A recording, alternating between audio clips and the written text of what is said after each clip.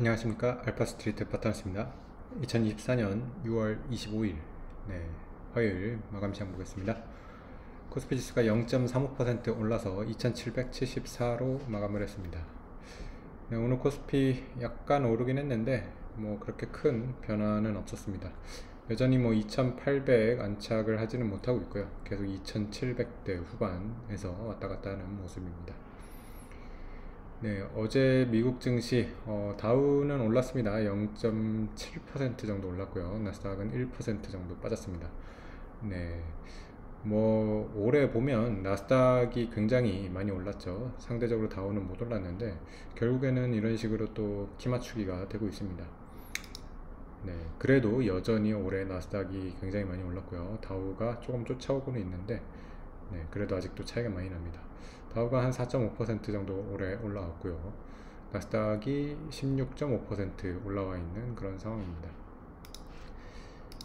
어제 미국 증시 보시면 가장 많이 올랐던 반도체 주식들이 빠졌습니다. 엔비디아가 거의 7% 가까이 빠졌고요.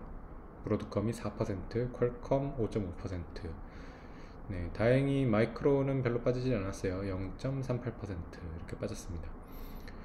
그래서 사실 그 반도체 주식 빠진 걸로만 봤을 때는 완전히 패닉 같이 느껴질 수가 있는데 사실은 그렇지는 않고요. 대부분 다른 종목들은 올랐습니다.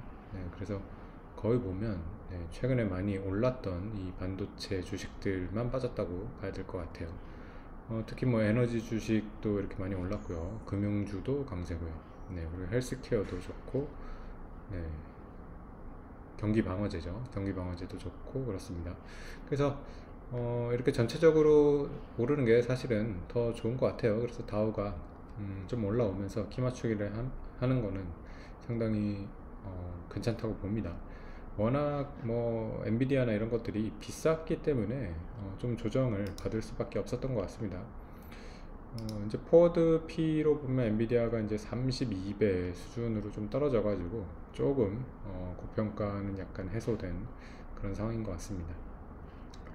그래서 또 실적이 잘 나오고 다음 매출이 또 성장이 기대가 되면 다시 올라올 거라고 그렇게 보고 있기 때문에 그렇게 아직은 시장에 큰 문제가 있다고 이렇게 보지는 않는 것 같습니다.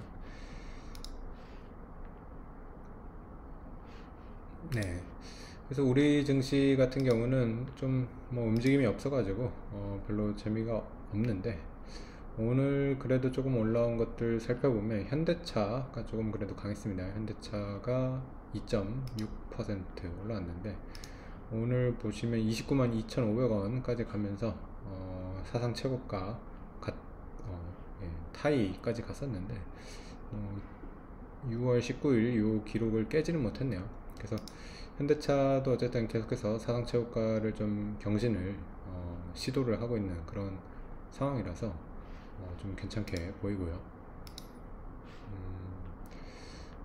그리고 엔비디아 영향 받아가지고 하이닉스가 하락 출발을 했는데 상승 반전을 했고요. 하이닉스 같은 경우도 고점 대비로는 좀 빠져 있는 상황이지만 여전히 추세가 아주 꺾였다고 보기에는 조금 아직 이르지 않은가 그렇게 생각이 듭니다. 반면에 계속 안 좋은 거는 2차전지가 안 좋습니다. 2차전지가 보면 오늘도 삼성 SDI가 2.3% 빠졌고요. LG화학이 1.4% 빠지면서 좀처럼 반등을 하지 못하고 있는 2차전지입니다.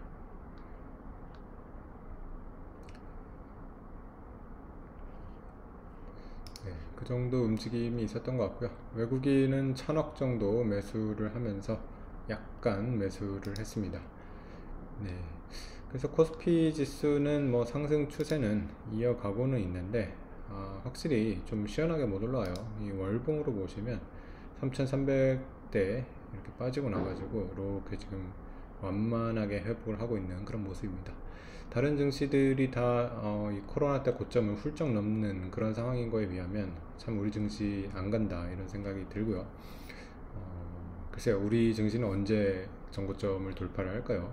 3300 전고점 돌파하는 게 정말 쉽지 않아 보입니다.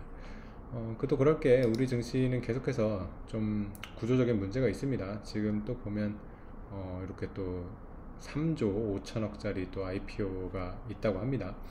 이렇게 해서 계속해서 좀 주식이 공급되다 보니까 계속해서 물타기가 되죠. 물타기가 되다 보면 시총은 늘어나지만 지수가 못 올라가는 그런 상황이 계속되고 있습니다.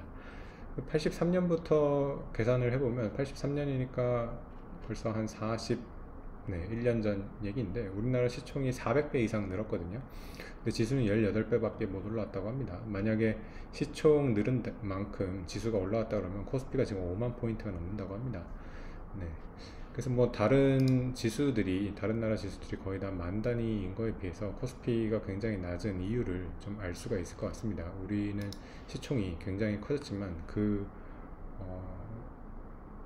결실을 투자자들이 거의 못 가져갔다는 거가 참 코스피는 장기 투자는 할 수가 없는 그런 증시라고 느껴집니다. 네, 그래서 뭐 많은 투자자들이 미국 증시로 가고 있고요. 그리고 앞으로도 아마 미국 증시가 장기 수익률이 더 좋지 않을까 그렇게 생각이 됩니다. 다우지수가 또 키맞추기를 해가지고 어느덧 39,000대 이렇게 다시 와가지고 또 사상 최고가를 눈앞에 두고 있습니다. 4만을 살짝 넘었으니까요. 한 2% 정도 더 올라가면 다우도 사상 최고치 다시 경신을 하는 거를 볼 수 있을지도 모르겠습니다. 네, 그리고 오늘 또 보면 니케이 같은 경우도 거의 1% 가까이 올라오면서 다시 39,000대로 올라섰습니다. 니케이 같은 경우도 41,000까지 갔다가 좀 조정을 받고서 좀처럼 올라오지를 못했는데 다시 약간 반등을 하려고 하는 그런 모습입니다. 네. 일본 같은 경우는 뭐 엔화가 워낙 약해가지고 이게 또 걱정거리면서도 동시에 또 기업 경쟁력이나 수출에는 도움이 되는 것도 사실입니다. 그래서 엔화가 이제는 160엔 정도를 거의 뭐 일상적이라고 이제 봐야 될 것 같고요. 네.